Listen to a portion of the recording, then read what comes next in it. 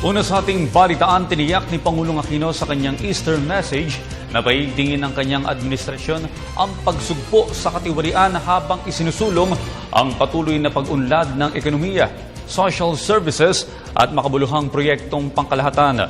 Ang detalye sa balita ni Julius Disambron.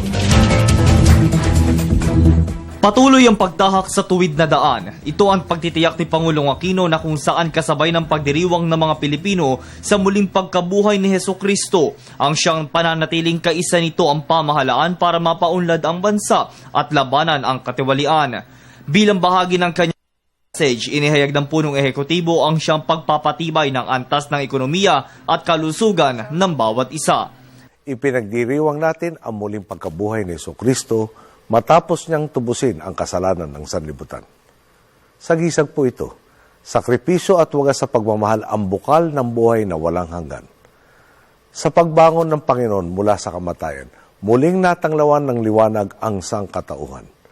Marami ang namangha at higit na tumibay ang pananampalataya. Gayunpaman, may ilang gaya ni Tomas, ang apostol na hindi naiwaksi ang duda mula sa kanyang puso. Ayon nga po sa Aklat ni Juan, Kabanata 20, versikulo 29, na magpakita si Jesus sa kanyang mga apostol. Sinabi niya kay Tomas, "Dahil nakita mo na ako, naniwala ka na. Pinagpala ang mga naniniwala kahit hindi nila ako nakita." Gaya po ng landas na piniling tahakin ni Hesukristo, nanindigan at muling bumangon ang ating bayan mula sa malubhang katiwalian at kahirapan. Naibalik na rin ang tiwala ng taong bayan sa pamahalaan. May piring na muli ang katarungan. Napahan ang nagkakasala, mayaman man o makapangyarihan. Patuloy ang paglago ng ekonomiya, patuloy ang paglawak ng saklaw ng ating mga serbisyong panlipunan. Kabilang rito ang milyon-milyong benepisyaryo ng Pantawid Pamilyang Pilipino Program, ang mga kababayan nating nakikinabang sa PhilHealth, at ang libu-libong scholars ng TESDA na hindi lamang nakagraduate kundi nakakahanap din ng trabaho. Halimbawa po nito, ang 71% ng TESDA graduate sa larangan ng semiconductor at electronics mula Oktubre 2012 hanggang Disyembre 2013 na agad ay nagkatrabaho. Tinitiyak po nating nabibigyan ng dekalidad na edukasyon ang ating mga estudyante.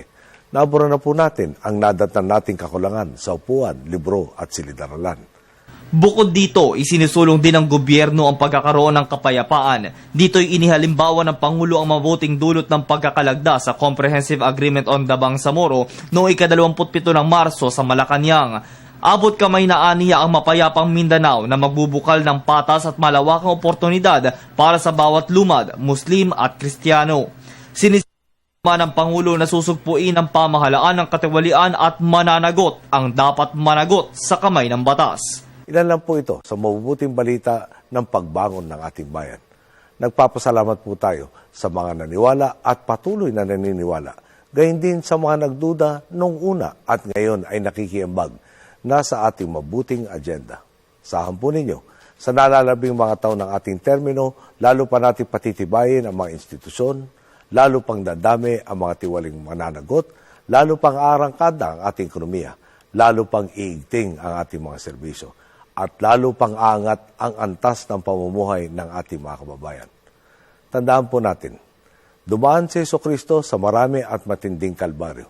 Sa halip na sumuko, tinanggap niya ito ng buong buo para mabigyan tayo ng oportunidad na makamtan ang buhay na walang hanggan.